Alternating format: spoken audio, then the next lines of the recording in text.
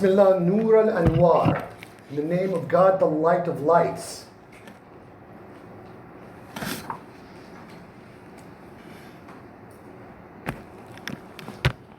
He was not merely a philosopher, nor just a mystic. He was a cartographer of light, a theosopher, or what I call a theosophianic sage. In an age when wisdom had become merely commentary and truth had been reduced to definition, there appeared in Iran a young wanderer who declared that knowledge is not the fruit of study, but the radiance of remembrance, dhikr. He called himself a reviver of the ancient wisdom, the light once known to Zarathustra on the mountaintop, to Hermes beneath the moonlit night sky of Egypt, to Plato in the dialogue of silence. The light, he said, was not merely a metaphor, nor just an allegory. It is, Suhrawardi says, the very substance of reality itself. All things, from archangel to atom, differ only in how strongly they radiate, how strong they burn. He spoke of a cosmos alive with degrees of dawn. The highest is the light of lights, unwaning and unsetting, the emanator of all, the producer of all. From it flow the great dominating lights, the archangelic intelligences who rule not by decree, but by radiance. Beneath them move the managing lights, the souls of the stars, winds, lions, sages, what have you. And in the farthest Occident, the realm of exile, he called it, lie the shadows, which people call matter. But shadow, he insisted, is not the negation of light, only its barrier or exhaustion, even its congealment. Thus, Suhrawardi shattered the tyranny of dualism. For in his vision, there was no war between spirit and body, heaven and earth, God and world. There's only one light in degrees of glory, intensity, and concealment. And the journey of the soul is nothing but the intensification of its flame, its radiance. No wonder then that the Sunni Islamic jurists of Aleppo feared him so much. He taught that authority did not reside in law or lineage, but in luminosity. The one who shines is the one who sees, and the one who sees becomes a mirror of the first light, God. Since the purified soul, he said, is the mirror of God.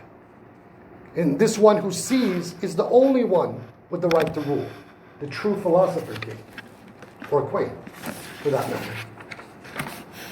For such audacity, he was strangled to death in a fortress cell, and yet his radiance entered history as something death could not extinguish. To speak of Suhrawardi today is not to remember a man. It is to remember a station within ourselves. It is to ask, not as theory, but as vow, what is the measure of my light? How much of me is gleam, and how much inertia? Where there is Orient, the place of my dawn, my luminous rising, and when will I turn towards it? For he did not teach that enlightenment is acquisition. He taught that it is homecoming. Tonight, I want to introduce you, however little time we have, to this figure from the 12th century, whose vision speaks directly to the heart of Theosophy, or God wisdom. A man who believed that light is not a metaphor, but the very fabric of existence itself. That the soul is not a passive recipient of truth, but a ray of an eternal sun remembering its own brilliance. His name is Shahabuddin, the meteor of the religion, Yahya, which is the Arabized form of John, Suhrawardi. And he called himself the reviver of the wisdom of the ancients. He believed that before religion became institutional, before philosophy became academic, there existed a primordial science of light, a wisdom shared across the cultures by Zoroastrians, Chaldeans, Egyptians, Pythagoreans, Hermeticists, and Sufis alike. His mission was to revive it, and for that he was condemned as a heretic and executed in Aleppo, modern Syria, in 1191 of the Common Era. I will also read at the conclusion a little from one of his works I recently translated in full and self-published, a work which was left untranslated in any language until now, his spiritual influxes and sanctifications. Who was Suhrawardi? Shahabuddin Yahya Suhrawardi was born in 1154 of the Common Era in Iran, or Persia, in the town of Suhrawardi, which is located in the northwest Iranian highlands near the modern town of Zanjan. He was trained in formal Islamic philosophy, particularly the Avicennan, or rather peripatetic or Aristotelian rationalism of his time. But he found logic alone insufficient. He had powerful visionary experiences in his youth and so joined the Sufis. He claimed he encountered intelligences of light, what we might call angels or Platonic forms even, not as abstractions but as presences. He traveled widely, debated scholars, wrote mystical stories, and finally settled in Aleppo under the patronage of the young prince Malik Zahir Shah, the son of the anti-crusader Saladin. But when Suhrawardi began speaking too openly about direct illumination, implying that spiritual authority did not belong to the legal clerics, but those who were struck by divine light, or Ishraq, the jurists grew nervous. Also, because some of his disciples apparently were referring to him as Rasulullah, the messenger of God, the same epithet as the epithet of Muhammad, known to most Muslims. His followers who came later began referring to him as the Sheikh al-Ishraq, the master of illumination. The posterity of his admirers referred to him as the murdered or the martyred witness, Shahid al-Maktub.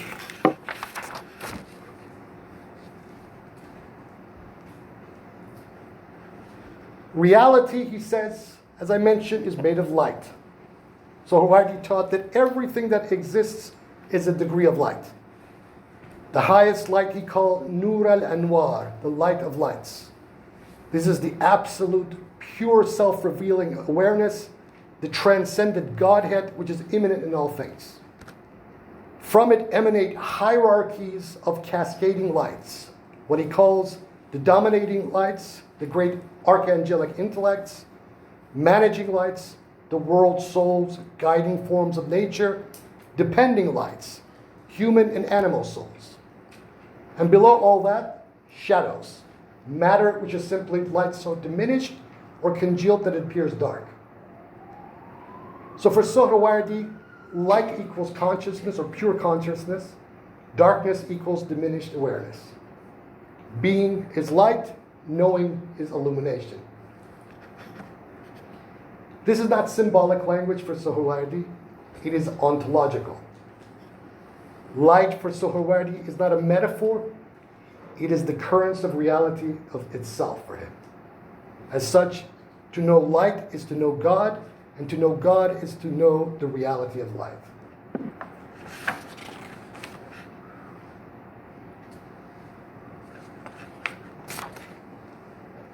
From here we get the hierarchy of being, which is the hierarchy of awareness.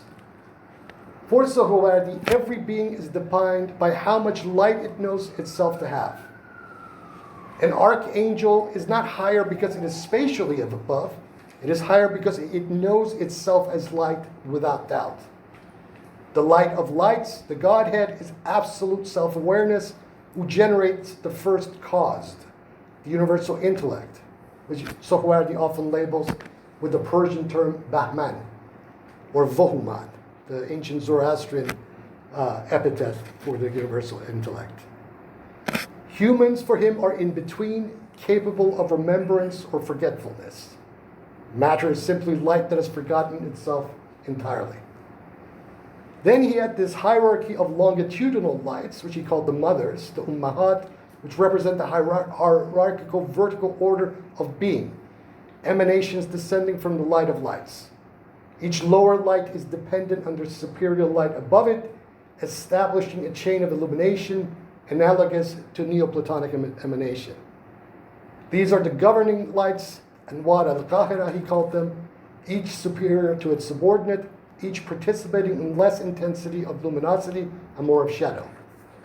Then there are the latitudinal lights, Ardiya, or what he also called the fathers, Abba, which exist horizontally within the same ontological level.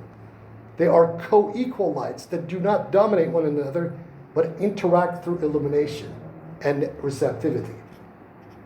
Their relation is one of mutual reflection rather than hierarchy. They give rise to the differentiation of species and forms within the same ontological plane.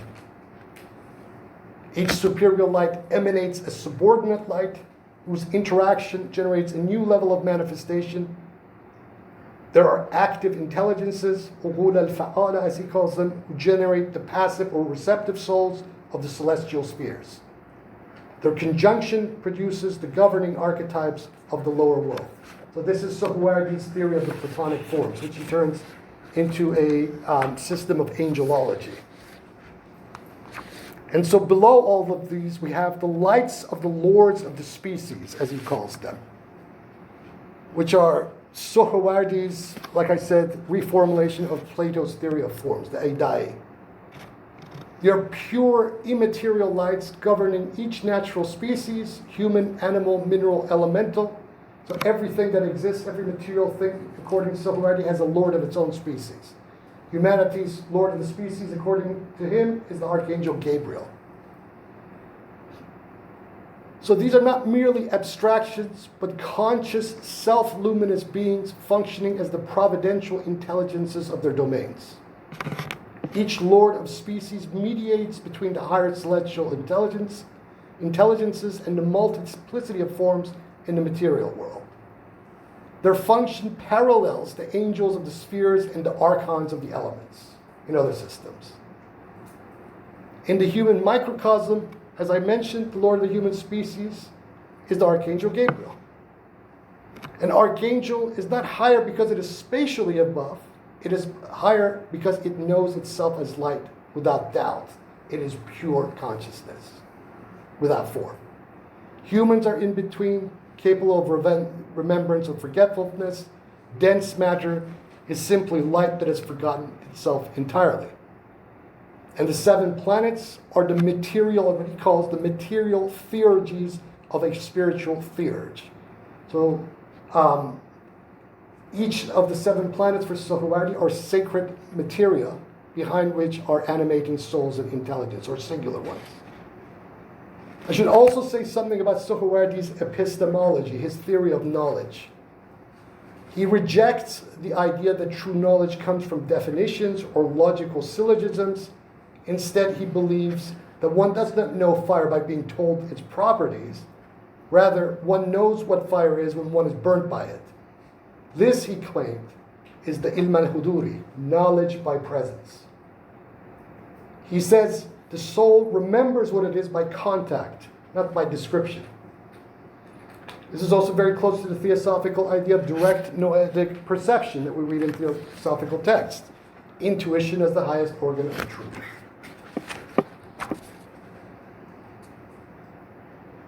Here's a few of his well-known works. At the very top is his magnum opus, the Theosophy of Illumination, Hikmet al-Ishraq, text that we'll be teaching shortly online in a few weeks. Below that are the intimations, the appositions, paths and havens. These are purely philosophical works. His Book of Radiance, which is a summary of some of his doctrines in the Theosophy of Illuminations. The Book of the Temples of Light, Persian work that summarizes some of his ideas. The tablets dedicated to Imad, a work he wrote for one of the Seljuk sultans. One of my favorite stories, symbolic tales by him, the tale of the Occidental exile. Then there are many Persian stories, the Red Intellect, Aql as-Sorkh, the Sound of Gabriel's Wing, Avaz Parij Ibrahim, In the work that I recently translated, also in Arabic, Al-Waridat wal-Taqdisat. So now, I am going to read for you this prayer to the sun, which gives you not only his ecstatic side, but also communicates his doctrine to you as well. This is labeled the influx of sanctification for the sun for Sunday. He says,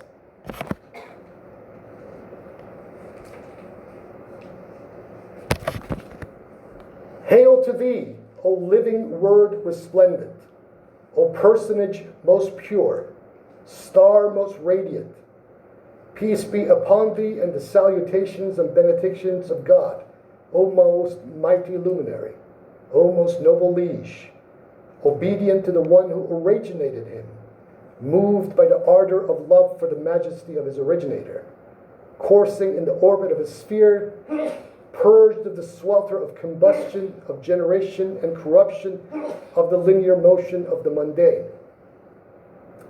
Thou art Huraksh, the intense." He uses one of the old ancient Mazdian Zoroastrian names for the sun. "Thou art Huraksh, the intense, the vanquisher of gloom, the chief of the world, the king of the stars, the sovereign of the celestial persons, the author of the day by the command of God Most High, the possessor of the necks of embodied lights by the power of the obeyed God, the luminous orb, the dazzling, the radiant, the knower, the wise, the sagacious, the most great. The offspring of holiness are from the veiled lights, and thou art the vicegerent of the light in the world of bodies. Thy light is from a light that culminated in its light, and thy victory is a victory that culminated in its victory. Thou art a similitude of its greatness, an exemplar from among the exemplars of its splendor, and a proof over its servants. To whomsoever thou bestowest thy light upon their bodily forms, they shine. And whomsoever thou makest fortunate by the potency of God, they become blessed. Thou conferrest thy light upon the stars, yet takest not from them. Thou clothest them with brightness and illumination. Glory be to the one who fashioned thee and illumined thee, who moved thee in yearning for its majesty, who enshrined thee in the fourth heaven, who fixed thee in the midst of the cosmic order. I beseech thee, O Father, resplendent with the suzerainty and awe, principle of the succession of days and the passage of seasons, to supplicate in turn to the one who unfolds the brilliance of thy rational soul, that orients thy Father, thy cause, thy beloved, the originator of thy movement, of whom thou art the shadow and talismanic theurgy, and all the victorial lights, the intelligences divested of matter, that they may pose the entreaty befitting the realm of eternity, unadulterated from change and renewal, namely their Father and their cause, the most proximate light, the most august originator, the universal intellect, the first and most mighty cause. May he too supplicate his own God, the God of gods, the light of lights, the ultimate of causes, the first of the first, the architect of the worlds, the originator of all, the peerless, self-subsisting, the God of every intellect and every soul of every body, whether ethereal or elemental, whether simple or composite, all established upon the most perfect and consummate order.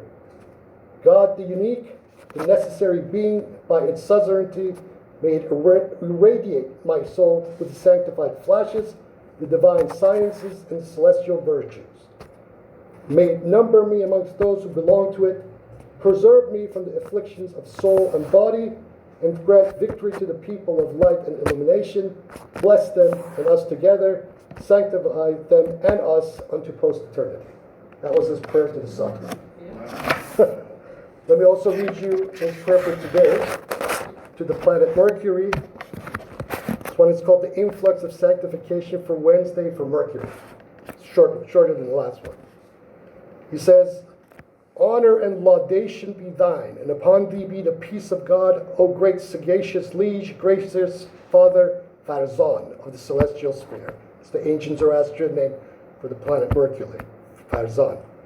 The learned and the doer, the excellent, the speaking and the truthful, the scribe of the heavens, the knower of the states of the world, the master of marvels, the keeper of secrets and wonders, the treasurer of the subtle sciences, the recipient of remembrance imparted from afar unto the lords of the stars according to their natures, the emanator of intelligence, of cunning, and of discernment, and obedient to his originator, the one moved by the motion of his sphere, purged of receptivity to rupture, corruption, and linear motion, inflamed and longing for his holy beloved. Exalted be thy originator, thy illuminator, thy governor, and thy inspirer, who emanateth thee the light that ordaineth perpetual motion, and set thee firm in the second heaven.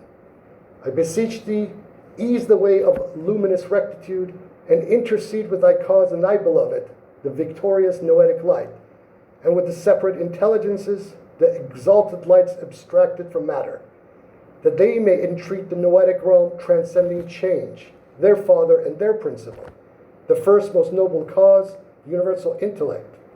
Let him likewise entreat the originator of all, the upholder of every essence, the light of the light, the necessary being, the God of the worlds, the cause of causes, that it may illumine my soul, draw me nigh unto it, converse with me, turn away from me the veils of this world and the hereafter, and give victory unto the people of light and illumination. Bless them and us also, sanctify them and us forever. Amen. That was his prayer for today. The final. Does every planet have a prayer? All 7 of them, yeah. And they're different qualities? Yes. Yes. So, the final item, and these translations are all by me, by the way, is the hymn to the perfect nature, or what in the Western occult tradition we know as the Holy Guardian Angel. This is a short little piece, and it comes with an instruction right at the end of it about how to get into the proverbial conversation with the Holy Guardian Angel. So he says, or he prays, O foremost liege, Holy Guardian Angel, and precious theurgic spirit, thou art the divine Father and the spiritual offspring, the one wholly devoted by God's permission to the governance of my person, the one whose fervor beseeches before God, grandiose and majestic, the God of gods, in the rectification of my deficiencies, the one bedecked in the lights of the divine realm in its scintillance, and the one standing in the degree of perfection in its supremacy. I implore thee by the one who hath granted thee this sublime honor and given thee this immense outpouring of grace, that thou self-disclose thyself to me in the most beautiful of manifestations, and show me the light of thy dazzling face, and intercede for me before the God of gods in the effusion of the light of the mysteries, and lift from my heart the veils of darkness by its right over thee and its rank above thee. That's the prayer, and here are the short instructions. He says, and whensoever thou shouldest desire that it, thy perfect nature, holy guardian angel, should be made manifest to thee, then avoid eating the flesh of animals, strip away worldly attachments, hold fast to ritual prayer and fasting, and purify thy garment. For it is the one who grants success and the one who gives aid. These translations come from my recent book, which you can actually download in its electronic version at those links given above. The Prayers to the Orient of Light, the translation and text of Shahabuddin Yahya Suhrawardi's The Spiritual Influxes and Sanctifications. And this comes with my translation from the French of Henri Colbin's partial translation of a few of these items from his La Livre des Hours, the Book of Hours, that he gave us in one of his big books of translations of the Persian treatises of Suhrawardi, known as L'Archange Improupré, the Crimson Archangel. So this is my talk. I'm happy to take your questions now. Any questions you might have. Gentleman there. Why is he considered Islamic? Well, that's a good question. Because he considered himself to be beyond any confessional creed. He actually uses the term, first in Persian, Javidan Kharat, and in the Arabic, Hikmat al-Khalida, which means the perennial wisdom. And according to some of the sources that I have translated, which academics until now have been a little bit standoffish about. Suhrawardi was trying to spawn a new religion in his time. And certain academics and even some of his early biographers were incredulous about the claims, but this work that I have translated proves the case that in fact he was putting forth a claim beyond Islam. And in any age, this is quite a no-no. There's one particular liturgy in this, it's a long, about 28 stanzas in all, where at the end of it, he actually calls these liturgies ayat, signs, which is what the Quran calls each of its verses. So, to call him Islamic is merely by the fact that he was living in that culture. But Suhrawardi's spirit was bigger than any confession. And it was obviously the guardians of the religious law, the guardians of the Sharia who had the most problems with him, and convinced the Prince of Aleppo, Malik Zahir Shah, to put him away and then strangle him to death. Yeah. Gentleman there. And one of his corpus still untranslated. All of his major works, other than about 2 or 3, are untranslated. John Walbridge and my old graduate advisor at UCLA, Hussein Ziai, translated his magnum opus, the Hikmat al-Ishraq, the philosophy of, they translated it as the philosophy of illumination. I translated it as the Theosophy of illumination. So that's available. I have a lot of problems with that translation. I think the translation is a little off. They kind of translated somewhat in a kind of a dry, obtuse kind of way. I'm thinking about doing a brand new translation of it myself. So if I can find some time next year, I might actually do that.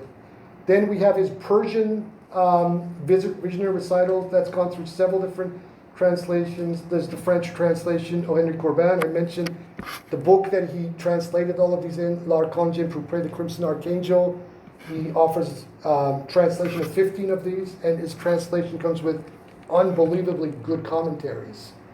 In 1982, the late Harvard scholar Will Larry Thaxton translated about 7 of these, or rather 10 of these, called the Mystical Treatises of Suhrawardi. This was subsequently put out in the 2nd edition as the Philosophical Treatises of Suhrawardi. I've been teaching these texts online over the last couple of months. And now we have my translation of his liturgies. So we're getting there. There's still a few items here and there that require translation, but we're getting there. Do you find in the translation that when you were talking about the dryness of the philosophy of illumination and wanting to revisit your translation, that there's something being lost in the cadence and the poetry of the words that he's written that you're trying to find? 100%. Yeah. 100%. Without getting into personalities, my late UCLA advisor and his intellectual partner, John Walbridge, come from a very rationalist approach to this sort of thinking. And at the time in the 90s when I was at UCLA, there was a big kind of question whether this kind of philosophy is even considered philosophy by philosophy departments, Western philosophy departments. But at the time, there was also a lot of debate within philosophy departments whether even the classics, Plato and Aristotle and the Greeks, should even continue being taught in philosophy departments. They should be relegated strictly to classics department. We don't want to deal anything with these people. I'm not kidding. This was... Yeah, I think there's science. Yeah, so this has been going on. There's a lot of, in social science, even today you see this, that in social science, humanities, there's a lot of questions whether anything that is pre-modern is valid. So, does Plato and Aristotle belong in the philosophy department or classic department? Is this part of antiquarian studies, or is this something else? This is still happening. So, when you come from that perspective, you're going to minimize the mystical, esoteric, Gnostic side of a given thinker. You open Suhrawardi in the original Persian and Arabic, and it's just this stuff jumps at you. Every word, every sentence he's saying is packed with all kinds of esoteric and occult and mystical resonances. But these guys, just translated very flat, obtuse kind of way. Do you think they're delivering it in that flat way because this is like I'm saying revelation, but in its context, because it's speaking on so many levels. Like I'm saying, when you're talking, I'm saying science as well as the esoteric. It's more fact. Yes. And Yeah. they don't want to divide that down. Yeah. The only person I would say in the last 100 years who had utter sensitivity to this sort of stuff was Henry Corbin, who I mentioned. And in the Anglophone Academy today, no one wants to talk about Henry Corbin because he made the ultimate sin is that he started to believe in the content of what he was writing about. He was, I mean, if you read Corbin's books, the man is a full-blown mystic, completely, you know. And he was the man, more than anybody, who introduced Suhrawardi to the West. And without him, I mean, and not just Suhrawardi, he introduced quite a lot of different figures. He introduced Sadra Shirazi, who was the great Safavid era philosopher who synthesized Suhrawardi and Ibn Arabi and the Islamic theology. Before him, he introduced a lot of the Shiite esoteric and Gnostic thinkers to the West. So Corbin was responsible for introducing quite a lot of this subterranean thinking that a lot of the West doesn't know about. Now, and especially since 2001 and the so-called war on terror, this kind of stuff for certain policymakers is stuff they don't want to know about because it nuances, you know, the whole question of the dialogue of civilizations, and policymakers don't like nuance. Just like philosophy department people don't like nuance. Yeah. You talked about the Holy Guardian Angel. Yeah. And in terms of where we're at, working towards conversations with the Holy Guardian Angel, what type of things would I know you said a few of them, but can you go a bit more in depth Sure. of us moving towards that What is that? connection? What is your holy guardian angel? Okay, great questions. One of the questions that has plagued all esoteric. What is it? What is the holy guardian angel? Yeah. Suhrawardi calls it the perfect nature. What is the perfect nature? A couple different ways that you can look at this. One way to look at it, which the school of Ibn Arabi that I talked about last year looks at it, is this. Every person, everything that exists is a manifestation of one of the names and attributes of God, which is the Lord of that person. So every person is a Lord unto themselves, which is a manifestation of one of the names and attributes of the Godhead. So to know that name and attribute is to know God. And so with Suhrawardi, to know your perfect nature is to know the path to God. These are two different things. There's two different ways of looking at the same issue. So knowing thyself is knowing thy perfect nature. But then this is the question, how do we know ourselves? Well, Suhrawardi's answer is to know light. The more you know light, the more you know yourself, the more you know God as a result. Because for him, this is a continuity. There's no rupture. It's the whole nature of existence is just the continuity of light in degrees of luminosity and less luminosity.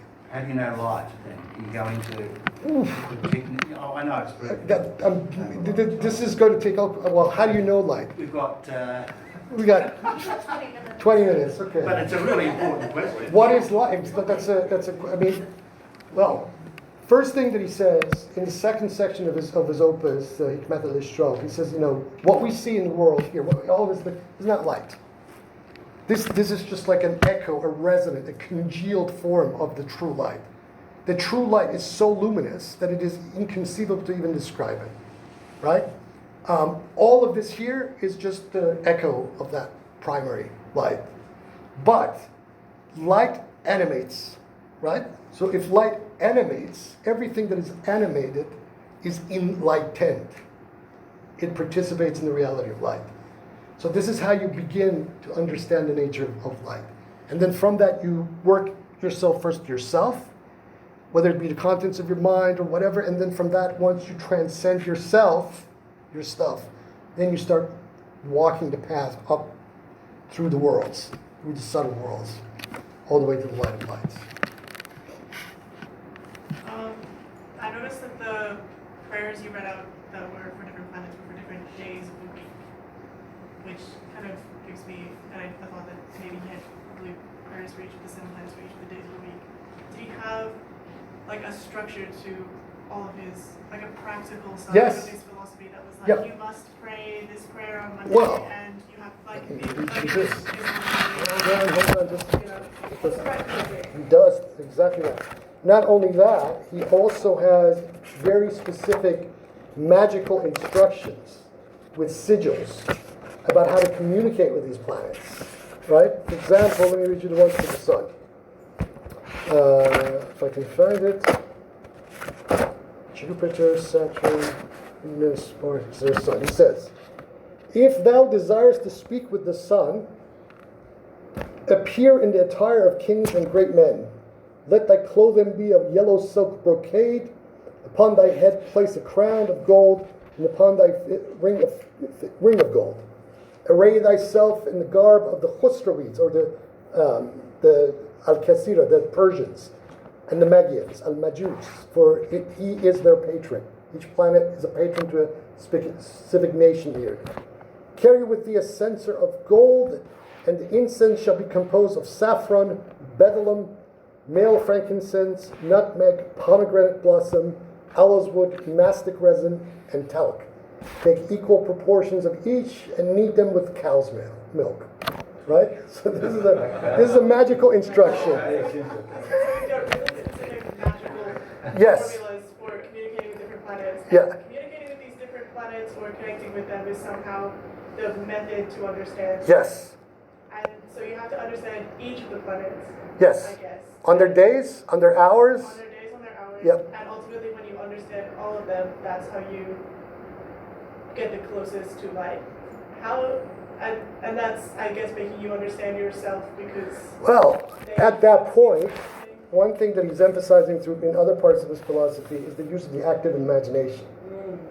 So it is through the active imagination and partaking in these sorts of ceremonial rituals that he believes you get access to the spiritual intelligence of these 7 planets. Would that be like preparing your brain? So when you're taking saffron, it's the goldest of gold that you can get. We dye fabric with that. When you're taking a golden censer, it's a golden sphere containing heat. When you're arraying yourself in a golden fillet, you're actually layering your body with all those memories, those mnemonics of that thing to bring you the closest that you can to the source of what you're wanting to talk to. Right, and those things are not considered matter and therefore a disruptor. This is yeah. Well, they are a disruptor to the common mundane flow of life, right? Suhrawardi has a very interesting notion of what matter is and isn't. He rejects, for example, Aristotle's hylomorphism, matter and form. Form comes before matter. He rejects that entirely. So with him, matter is basically the accidents of light in their final exhaustion. And so if you disrupt the mundane of things, then you can make your rise back to the first principles. So just because it's something strange, Yeah. it's effective. So you could do that with anything, but he just thinks of those things are like the best. Well, does he have like a logic to his? yeah, I mean, the logic is that the Islamic astrological magic tradition, some of the stuff, the fumigations that he's advising, come from texts like the Picatrix. Like the Picatrix was this very important Islamic magical text that made it into Latin Europe and was translated into Latin. And so there's slight variations in these instructions. These are Suhrawardi's instructions, but they follow the Picatrix in some respects. Yeah. Other secret societies use that text too, don't they? The Picatrix, yeah. Baqayat al-Hakim, yeah.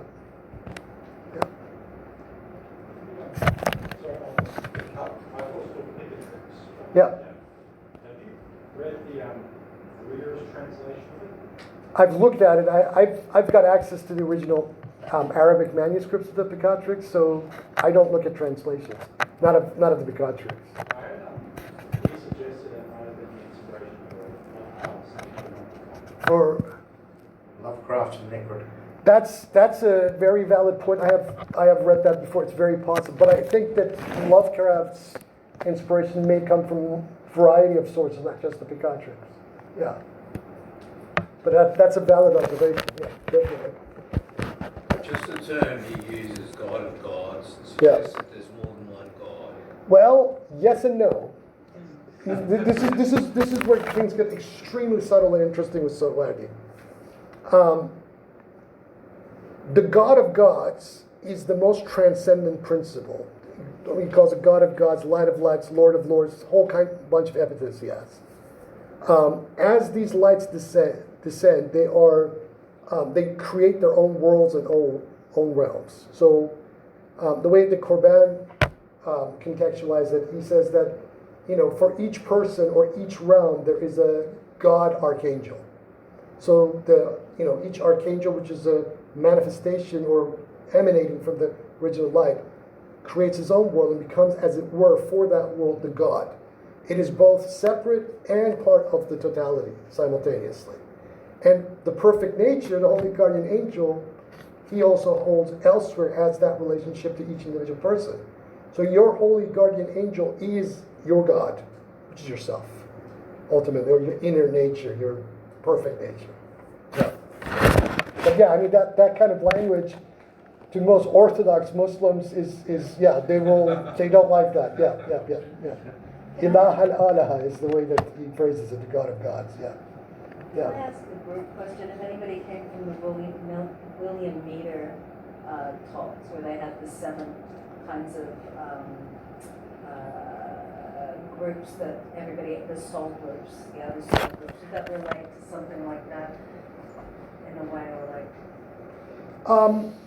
Yeah, I mean, I think these ideas are open to multiple kinds of interpretations. So yeah, you can apply it to these. Yeah, of course. Anybody else? So are these planets gods then in themselves? Not the material planet. The material planets, what I said is they are material theurgies of spiritual principles above themselves. In Suhrawardi, there's a kind of a trinity going on. There's the spirit, the soul, and its material instantiation. And this happens on every level. So he calls, for example, the sun Hurash, which is an ancient Mazdian name for the sun, but then he refers to the spirit of Hurash as Shahrivar, which is also an ancient Zoroastrian name, but it's also a name of one of the Persian months, Shahrivar. And that is a proper archangel, yeah. So the archangel are immaterial lights, but their material or theurgies are things that we see. But for him, he has in one of his liturgies that if he's accused of being a polytheist, people who accuse him of stuff don't understand the nature of the unity of the one, because even the manifestations of the one participate in the ultimate unity of the yeah. How many followers does he have? Well, I mean, the Ishraqiyun, the Illuminationists, they have been always a very underground kind of movement, and it's just a matter of tendency and influence. Usually Sufi orders, but most Persian Sufi, Iranian Sufis, and Iranians in general have a soft spot for Suhrawardi. Because he straddled multiple worlds, and he used especially a lot of terminology of ancient Iranian religion in Arabic. I mean, he was writing Arabic prayers using Persian terminology. So he's one of the beloved sons of Iranian mystics. Yeah. Can you tell us a little bit about your Sufi order? The Fatimiyya. Privately, yes, I can tell you. Yeah, sure. Yeah. Sure. Yeah, more than happy to. Yeah. What did he believe, like, when he died? Did he think he was going to go back to life, or was he going to This is a good question. into, like, deity? Was he going to represent different Great. planets? Great point. There is, Suhrawardi sort of waffles on the question of reincarnation and transmigration. In his philosophical works, he denies it. When we get to his magnum opus, to his Hikmat al-Ishraq, he is open to the possibility of it occurring, but to those souls who haven't developed. who haven't had some kind of spiritual awakening of some description. But those who, in his opinion, who have had a full illumination experience and have, established that conversation with the greater totality of things, they go up, they don't come back.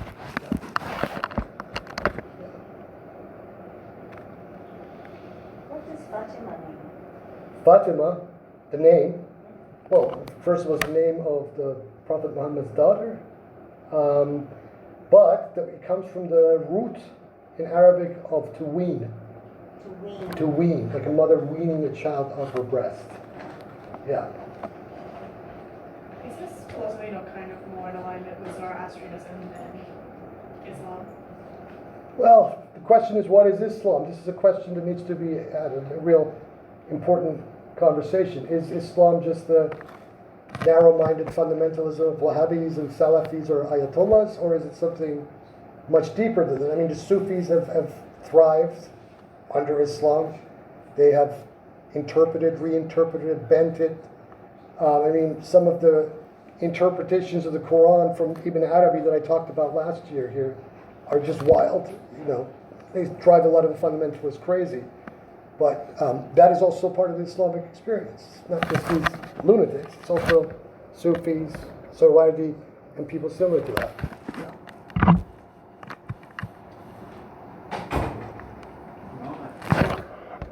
Thank you very, very much. The depth of study and that you've put into this and these books is quite immense. And I think, coming here and sharing with us, I really thank you very, very much. If you'd just like to put your hands together. And I'm sure we'll see you back again at some time. Nikki, have some next week. We don't have many weeks left. Thank you. Okay, so we're into the home run towards the end of the year. But let me just say how wonderful it is to see such a great crowd here interested in the wonderful work that Wahid continues to do. Next week we have something quite different. The title is The Cave, the Laws and the Light, a Theosophical Journey of Awakening. Our presenter is Josie Thompson, and she writes, when we attune to the deeper currents of life, true guidance arises not from the intellect, but from the soul.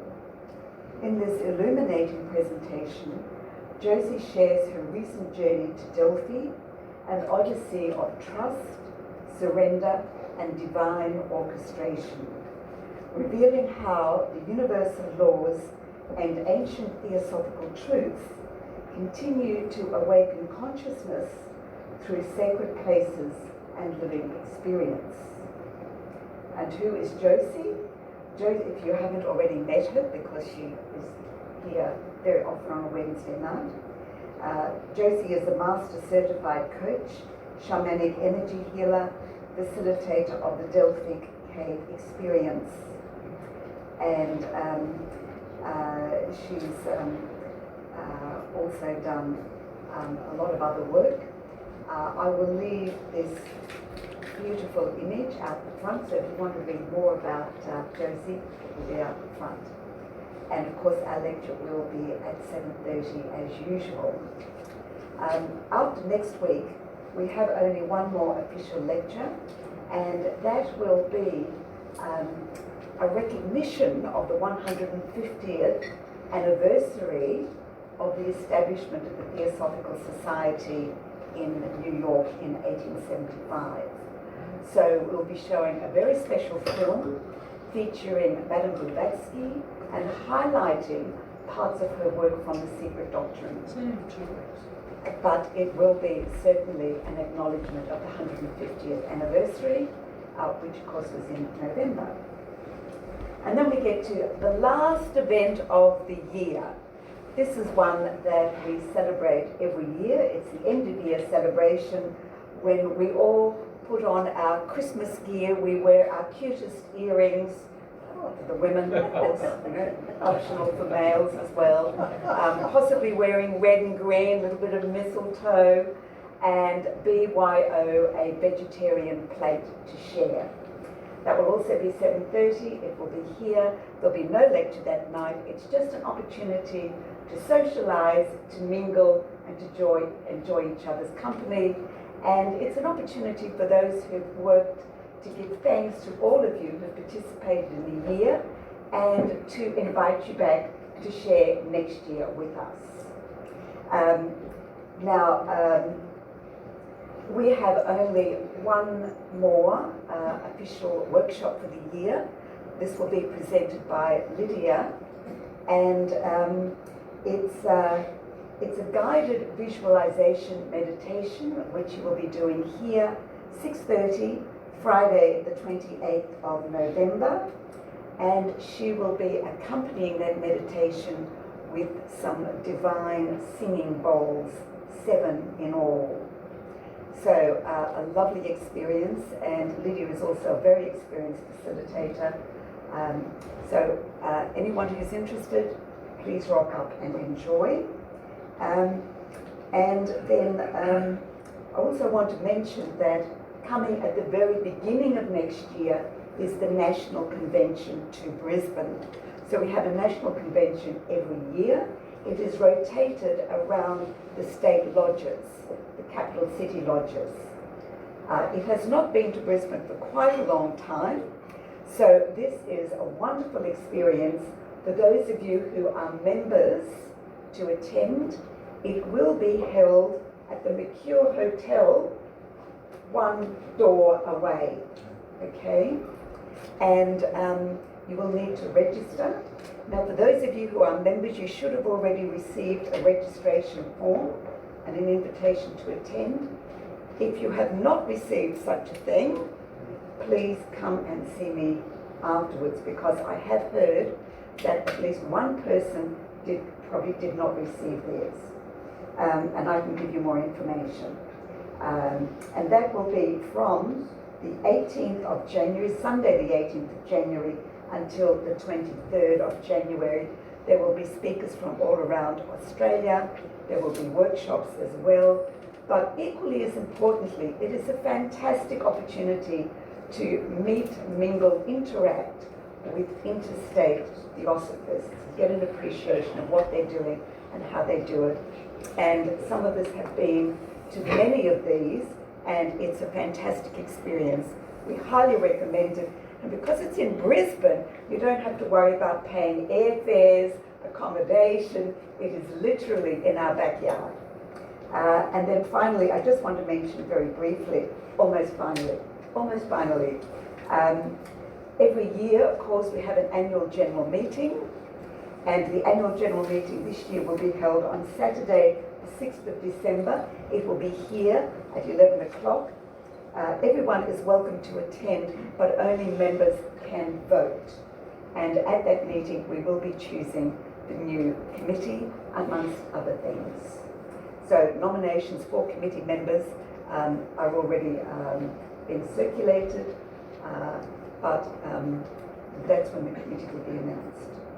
Okay, now I do have one other announcement, and that is I'm going to invite Christine Gwynn up, and Christine is looking for expressions of interest for something rather novel, and if you are interested, please come and see Christine after.